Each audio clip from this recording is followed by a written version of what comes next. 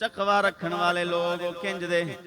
सैयदना शेख अबू बकर बिन अब्दुल्ला फरमांदे एक कसाब दा वाकया बनी इसराइल दे कसाई दा वाकया बयान करदे ने। कहंदे एक कसाब हमसायां दी लौंडी ते आशिक हो गया। ये लौंडी भी ओदे वल मायल होण लग पई। एक दफा इसनूं पता चलिया लौंडी कोई रुक्का लैके कोई खत लैके नाल वाली बस्ती वल जा रही है। इन्हें मौका गनीमत समझिया है, तन्हाई समझिए। इन्हें समझिया है हुण पुछण वाला कोई नहीं, मैं मां ते औरत होएगी। इन्हें जनाब जदों ओ जनाब खेतां दे करीब दी गुजर रही सी, इन्हें जनाब तन्हाई कसाब ने वेखिया है, पकड़ लिया बाजू तो। ओदे नाल गलत इरादे दा इज़हार कीता है। ओ लौंडी कहण लगी तैनूं पता है मेरा दिल भी तेरे वल मायल है। उन्हें क्या हुण मौका अच्छा है, कोई वेखण वाला कोई नहीं। ओ लौंडी बड़ी अजीब सी। उन्हें आखिया किवें कह रहा है वेखण वाला कोई नहीं, मैनू ते डर लगदा है। उन्हें क्या कहदे तू? उन्हें क्या उस रब तू जेड़ा जनाब खलवत दे अंदर भी वेख रहा हुंदा है, जलवत दे अंदर भी वेख रहा हुंदा। उन्हें क्या तू किवें कहंदा पिया है वेखण वाला कोई नहीं, मैनू ते मेरा रब वेखदा पिया है। तन्हाई दे अंदर होवां फिर भी मालिक वेखदा है, मैं मजमे दे अंदर होवां फिर भी रब वेखदा है। जनाबे वाला सूरतुल मुजादला दे अंदर अल्लाह फरमाए जिथे तुसां दो तीन हुंदे हो, फरमाया तीन नहीं तिन्नां दे नाल अल्लाह भी मौजूद हुंदा है। दो ते तीसरा रब मौजूद है, तीनों ते नाल रब भी मौजूद है।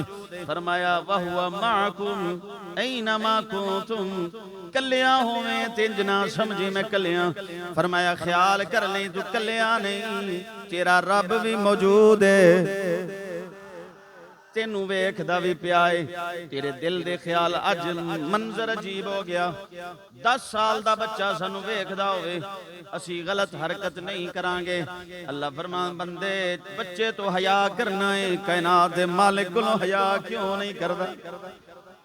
रब्बे जुल जलाल कोलों हया क्यों नहीं करदा?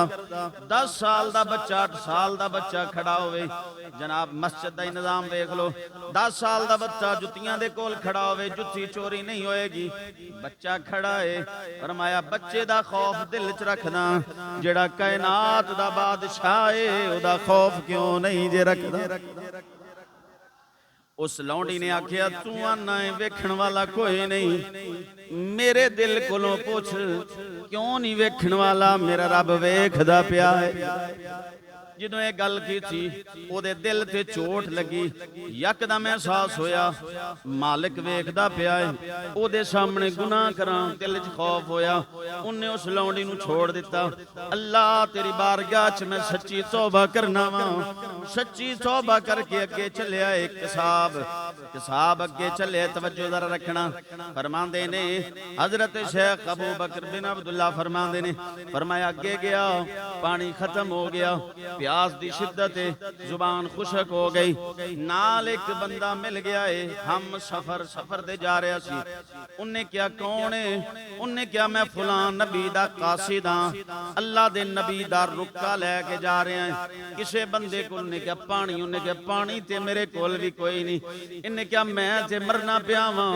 उन्हें क्या मैं नबी दा कासिद हां, परेशान ना हो, मैं दुआ करना वा, तू आमीन आखी, अल्लाह कोई सबब बना छड़ेगा। हुण जनाब नबी दा पैगाम लैके जान वाला ये दुआ पिया करदा है। ये जेड़ा कसाब है, कसाई जेड़ा है, आमीन आखदा है, या अल्लाह साडी प्यास दा कोई हल फरमा दे।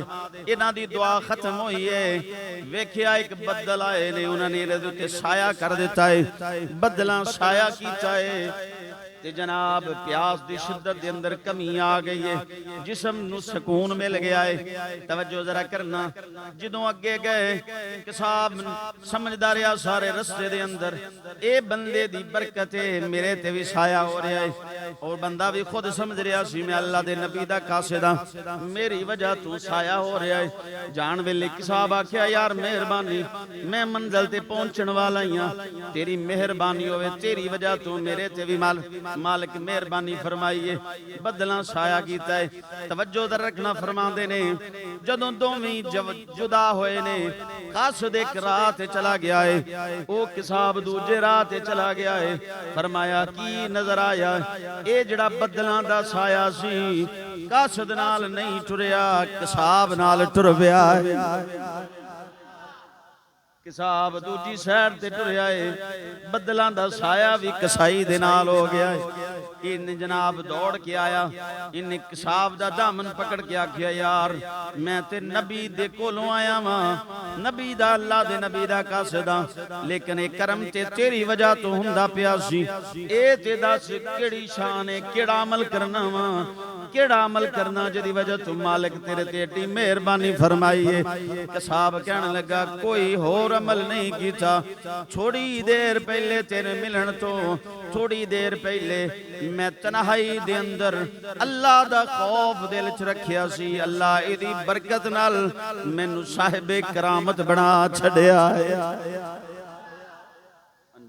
की सरकार फरमाया, फरमाया अल्लाह दा खौफ, अल्लाह दा खौफ, तकवा, तकवा परहेजगारी तन्हाई दे अंदर भी होवे। बोलो तुसा ही बोलना, अज 14 अगस्त